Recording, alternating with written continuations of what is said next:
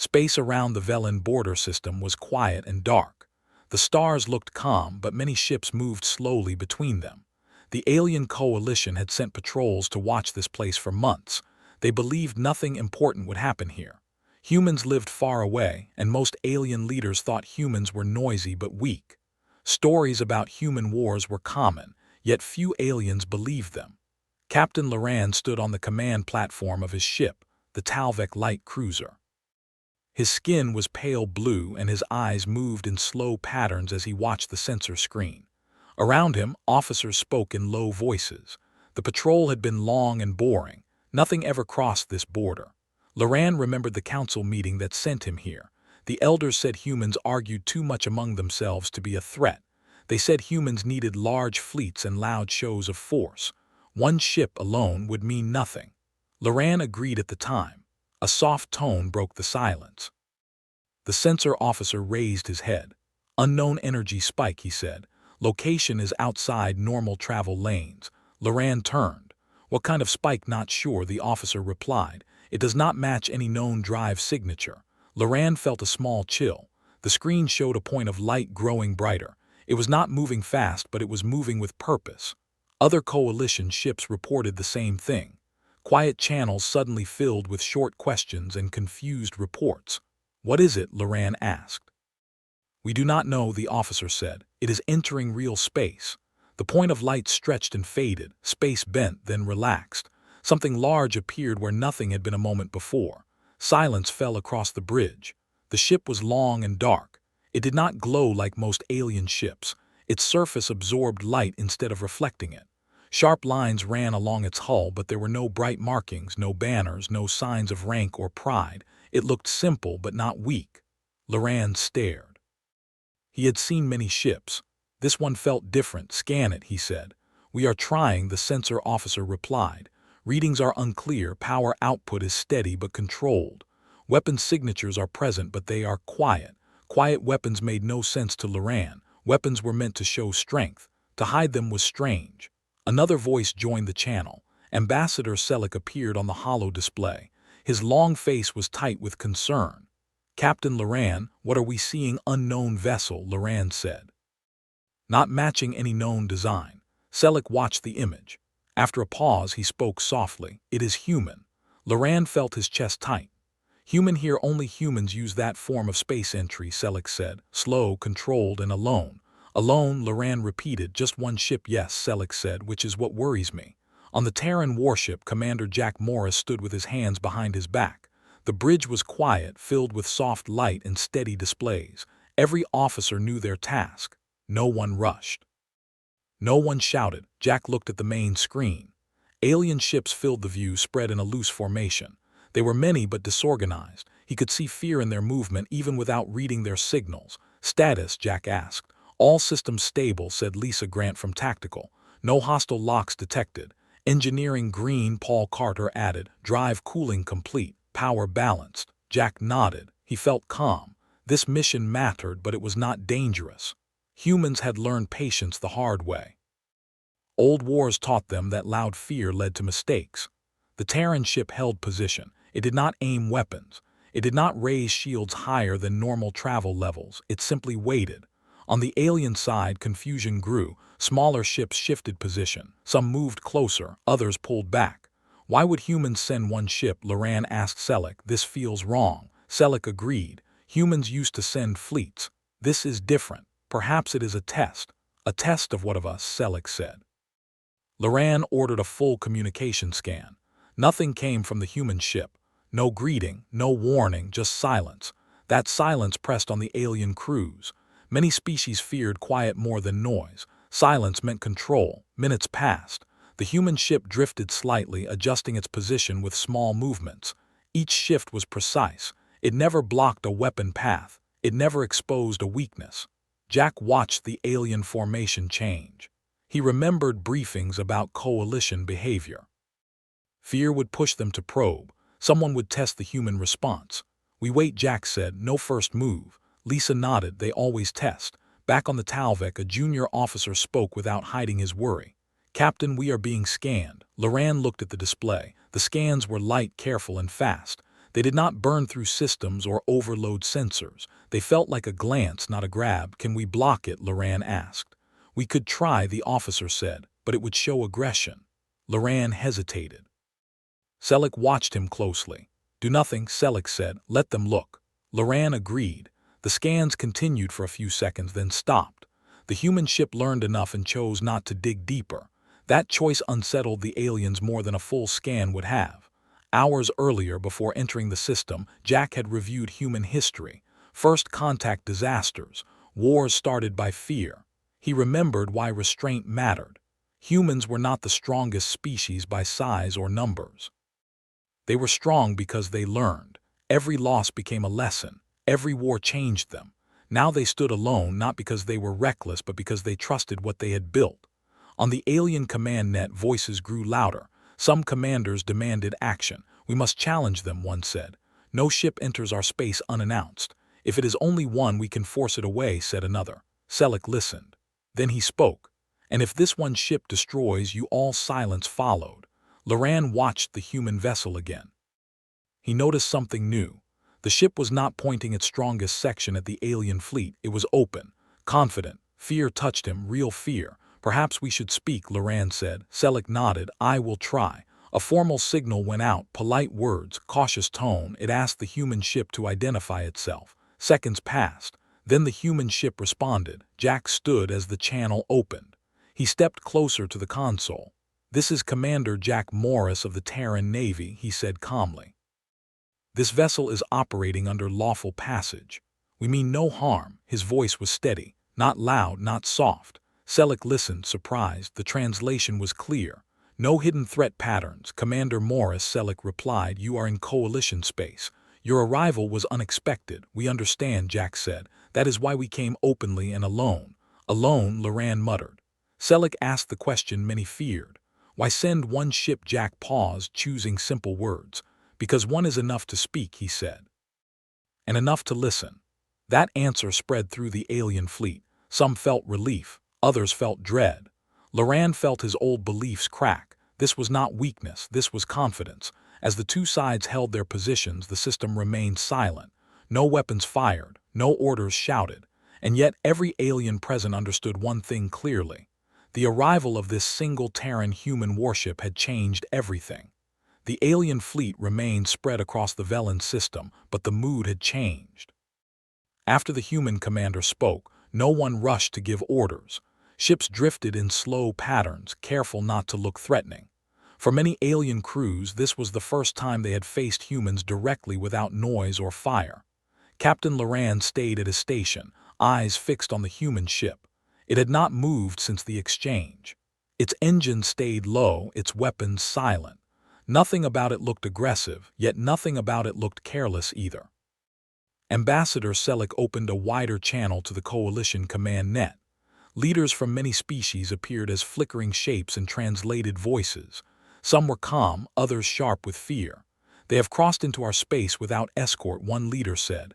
"That alone is an insult, or a challenge," said another. "Humans are known for bold acts." Selleck raised a hand for calm. "They did not threaten us. They answered politely." "Polite words do not protect us," another voice replied. Loran listened, feeling the weight of command. If this turned into a fight, his ship would be among the first to suffer. While the aliens argued, the human ship continued to watch. Inside its bridge, the atmosphere stayed steady. Commander Jack Morris leaned slightly against the rail, eyes on the tactical display.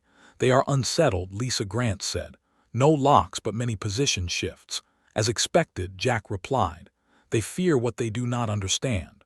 Paul Carter checked energy readings. "They are trying to map our systems from a distance. Passive scans only." "Let them," Jack said. "We are not here to hide." He remembered the orders clearly. Show presence. Do not provoke. Do not retreat. Trust the ship. Back on the Talvek, a smaller alien vessel drifted forward, separating from the main formation.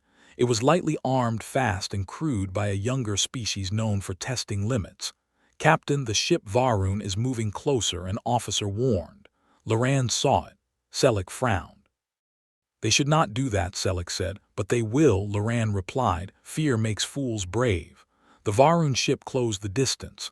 Its weapons powered slightly, enough to be noticed but not enough to fire. It sent a short signal demanding the human ship identify its full armament. On the Terran bridge, the alert sounded softly. Jack studied the signal. No reply, he said. Lisa looked at him. They are pushing. Yes, Jack said, but they want us to react. Instead of moving away or locking weapons, the Terran ship adjusted its angle.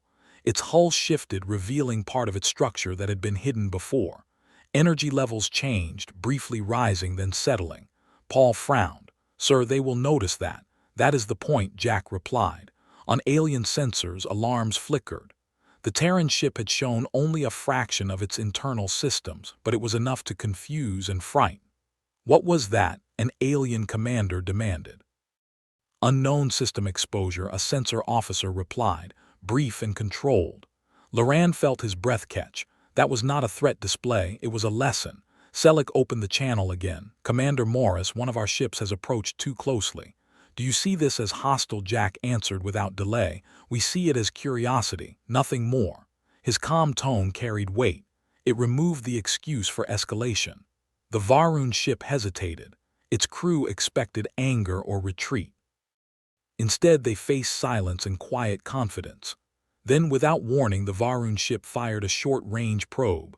It was meant to latch onto the Terran hull and gather data. On the Terran bridge, Lisa spoke sharply.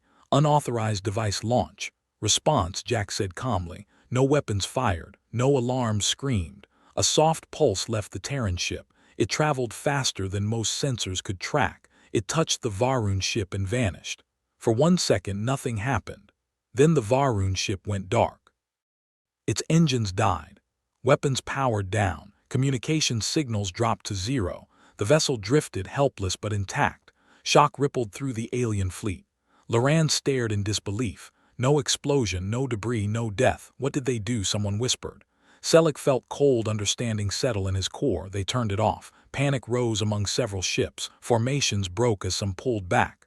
On the Terran bridge, Paul exhaled slowly. Target neutralized. No damage. Life signs stable.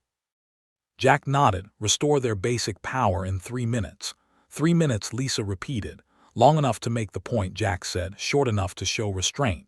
As promised, energy returned to the Varun ship. Its systems rebooted in confusion. Its crew sent frantic messages of apology and fear. Loran ordered all ships to hold position.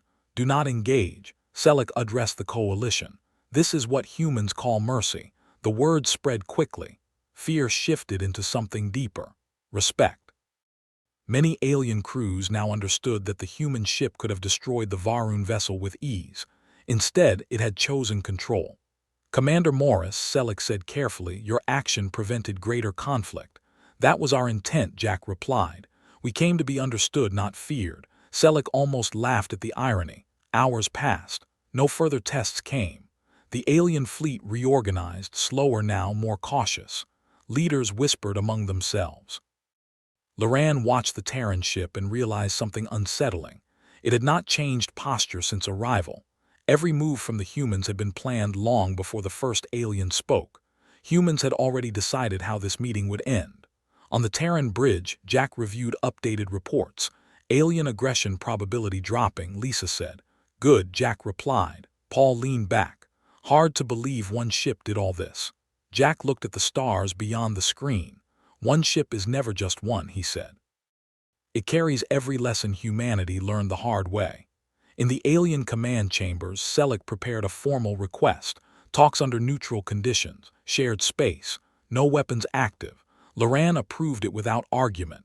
When the message reached the Terran ship, Jack allowed himself a small breath of relief. Acknowledge, he said. We will attend. As the fleet slowly separated to create neutral distance, the Velen system returned to quiet. But it was not the same quiet as before. Every alien present knew the truth now. Humans did not need to shout to be heard, and this meeting was only the beginning. The hours after the incident with the Varun ship passed slowly. No one rushed anymore. The alien fleet moved with care, creating wide gaps between vessels. Weapons stayed powered down. Fear had changed into caution, and caution into deep thought. Captain Loran sat back for the first time since the human arrival. His hands trembled slightly. He had commanded ships for many cycles, fought pirates, smugglers, and border wars. None of that felt like this. This enemy did not shout, it did not threaten, it waited. Ambassador Selleck joined him on a private channel. "You feel it too," Selleck said. "I do," Loran replied. "They control the pace." Selleck nodded. "Every move we make reacts to something they already planned." Across the system, coalition leaders argued in quieter tones now. The loud voices were gone. Those who demanded force earlier had gone silent after seeing how easily one ship was disabled without harm. Some suggested retreat. Others suggested immediate alliance talks. None suggested attack. On the Terran warship, Commander Jack Morris reviewed long-range scans. New contacts flickered at the edge of the system. Distant, cautious, and many. Lisa Grant studied the data. "More observers. Word is spreading," Jack agreed. "They will come to look, not to fight." Paul Carter adjusted power flow. Still no increase in weapon locks. "They are afraid to touch us." Jack remained calm. Fear was useful, but only if guided. Too much fear led to mistakes. "Open limited broadcast," Jack said. Lisa looked at him. "To all of them, yes. Keep it simple." The Terran signal spread across the system. It carried no images of weapons or fleet strength. Only the calm voice of Commander Morris. "This system is not under threat," Jack said. "We will remain until talks begin. Any hostile action will be answered with restraint." That last word echoed through alien minds. Restraint. Many alien species had no word that truly matched its meaning. Power to them was always loud. On the Talvek, Loran watched his crew relax slightly. Fear still lingered, but panic was gone. He turned to Selleck. "They speak like teachers." Selleck replied softly, "Or like judges who already know the outcome." One alien commander, younger and less cautious, disagreed. "This is manipulation," he said. "They show mercy to hide weakness." Selleck met his gaze. "You saw what they did with a pulse. Imagine what they did not show." The commander fell silent. As time passed, small alien craft approached the neutral zone carrying envoys and observers. None came too close. Each waited for permission. Jack allowed limited approach, one ship at a time, weapons cold. When the first envoy ship entered range, the Terran warship did something unexpected. It lowered its shields. Lisa glanced up sharply. Sir Jack nodded. "They must see trust, not dominance." Alien sensors screamed warnings, then settled. The Terran ship remained exposed, yet untouchable. Loran watched the data and felt a strange mix of fear and admiration. "They dare us to try." Selleck understood, "and they know we will not." The envoy ship transmitted visual contact. Strange faces filled the screens. Eyes wide, voices tight. "Commander Morris," Selleck said formally, "the Coalition acknowledges your restraint. Many wish to understand humanity better." Jack answered plainly, "Understanding prevents war. That is why we are here." One alien envoy asked the question many feared. Why now? Jack paused. "Because humanity learned what happens when fear decides first contact." He spoke of old wars, of mistakes, of losses that shaped human doctrine, not with pride but with honesty. Aliens listened. Some were shocked that humans admitted weakness openly. Loran felt something shift inside him. Strength without arrogance was unfamiliar. As talks continued, a sudden alert flashed on the Terran bridge. "Unidentified energy surge," Lisa reported. "Source beyond the outer planets." Jack frowned. "That is not Coalition." Paul analyzed the data. Different signature, older tech, aggressive alignment. Jack straightened. "Pirates likely," Lisa said. "Scavengers watching from afar." On alien channels, panic returned. Unknown ships approaching fast, ignoring all signals. Loran cursed softly. "They smell fear." Selleck looked to the human feed. "Commander Morris, we are detecting hostile outsiders." "We see them," Jack replied. "What will you do?" Selleck asked. Jack did not hesitate. "We will protect this system." Those words carried weight. The pirate ships entered the system in a rush. Crude weapons powered hot. They targeted the nearest alien vessels. Before any alien ship could respond, the Terran warship moved. For the first time since arrival, it accelerated hard. Space seemed to bend as it crossed distance faster than alien tracking systems could follow. Precision fire erupted, clean and sharp. Pirate ships lost engines, weapons, and control in seconds. Some tried to flee. None succeeded. No ship exploded. No lives were lost. Every hostile vessel drifted powerless. The battle was over before most alien crews realized it had begun. Silence returned. On the alien command net, disbelief turned into awe. Loran stared at the sensor logs. They fought for us. Selleck felt a deep truth settle in. They did not come to threat, they came to claim responsibility. On the Terran bridge, Jack exhaled slowly. Threat neutralized. Lisa smiled faintly. That should settle any doubts. Paul nodded. They have seen everything now. As alien ships slowly regained ordering, messages of gratitude poured in. Fear had transformed fully into respect. Selleck addressed the coalition. Today, humans defended our space without demand or reward. No one argued. Jack opened a final channel. Talks can proceed without fear now. Loran watched the human ship settle back into calm orbit. Once again it became still, but the galaxy around it had changed. Aliens would remember this moment. The moment they learned that human strength was not about destruction but control. The Velen system felt different after the pirate attack. Space was still dark and quiet, but the tension had changed shape. Fear was no longer sharp. It had settled into respect and careful thought. Alien ships regrouped slowly, forming wide and orderly patterns. No one rushed. No one argued loudly. Crews spoke in calm voices, replaying sensor data again and again, trying to understand what they had seen. Captain Loran stood on the bridge of the Talvek and watched the Terran ship in the distance. It had returned to the same calm position as before, as if nothing had happened. No damage. No visible effort. It defended us, Loran said quietly. Ambassador Selleck stood beside him. Yes, without asking permission, without demanding reward. That troubles me, Loran admitted. Selleck nodded. It should. Power that does not ask for thanks is rare. Across the coalition command net, leaders gathered for a full council session. This time attendance was complete. Even distant systems had sent observers. Voices rose, but not in anger. Humans acted as guardians, one leader said. Is that acceptable, or as owners? Another replied. Today they defended us. Tomorrow they may decide for us. Selleck spoke when the noise grew too loud. You all saw the data. One human ship controlled this system better than our combined fleet. They did not humiliate us. They did not dominate us. They simply acted. What choice do we have? A voice asked. Selleck answered honestly. We have the choice to speak now while respect exists. On the Terran warship, Commander Jack Morris reviewed reports from Human Command. Approval was high. Restraint was praised. No further orders came. Lisa Grant looked up. They are debating our role. As expected, Jack replied. Power makes others uneasy. Paul Carter leaned back. We could leave now. Mission is done. Jack considered it. Leaving too soon would look like avoidance. Staying too long would look like control. We wait for their request, Jack said. It did not take long. Ambassador Selleck opened a direct channel. Commander Morris, the Coalition Council requests formal talks. Neutral ground. Shared presence.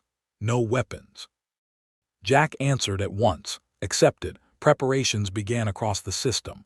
A wide, empty region of space was marked as neutral. Ships powered down weapons completely. Communication lines were opened and shared. For the first time in Coalition history, no species tried to claim advantage before talks began. When the meeting started, no images of fleets filled the screens. Only faces. Some calm. Some tense. Selleck spoke first. Commander Morris, many here once believed humans were dangerous because they were emotional and divided. Jack listened. Now Selleck continued. We see danger of a different kind. Controlled strength. Jack nodded slightly. Control comes from fear of our own past. He spoke simply. Humanity learned that survival does not come from winning every fight, but from choosing the right ones. Some alien leaders exchanged uneasy looks. Loran was invited to speak as a frontline witness. I expected aggression, he said. I prepared for loss. Instead, I witnessed discipline. I witnessed a single ship decide the fate of this system without killing anyone. Silence followed his words. One alien leader finally asked the question that mattered most. What does humanity want? Jack answered without hesitation. Recognition. Boundaries, honest relations, not territory, Selleck asked. We have enough space, Jack replied. What we lack is trust. Trust is fragile, another leader said. So is peace, Jack replied. Hours passed as ideas were exchanged. No threats were made. No demands shouted. Humans did not push for advantage. They listened. That listening unsettled many aliens more than force would have. In private channels, coalition members spoke among themselves. "If one ship can do this, imagine a fleet," one said. Another replied, "That is why we must not make them our enemy." As talks neared their end, Selleck made a proposal. The coalition recognizes humanity as a sovereign power equal to any council member. Shared patrols, shared warning systems, no forced alliances. Many leaders hesitated, then one by one they agreed. When the decision became official, a quiet ripple moved through the galaxy. On the Terran bridge, Lisa let out a slow breath. "That is history." Jack felt the weight of it. "Yes," Paul smiled faintly. "And we did it without firing a single lethal shot." After the talks concluded, ships began to withdraw. Not in fear, but in order. Captain Loran watched the human ship prepare to leave. Selleck joined him one last time. "Do you still fear them?" Loran thought carefully. "Yes, but not because they are cruel, because they are careful." Selleck smiled sadly. "That is the most dangerous kind of power." On the Terran ship, Jack sent his final report. "Mission complete. Contact established. No casualties." Human command responded with a simple message of acknowledgement. As the Terran warship turned toward the edge of the system, many alien ships adjusted position, watching silently. No one spoke. When the human ship entered hyperspace and vanished, the stars felt quieter than before. But something new remained: understanding. The galaxy had not been conquered. It had been warned and invited. In years to come, alien histories would mark this moment as the day humanity truly arrived. Not with fire, not with conquest, but with calm, controlled strength that left an entire coalition speechless.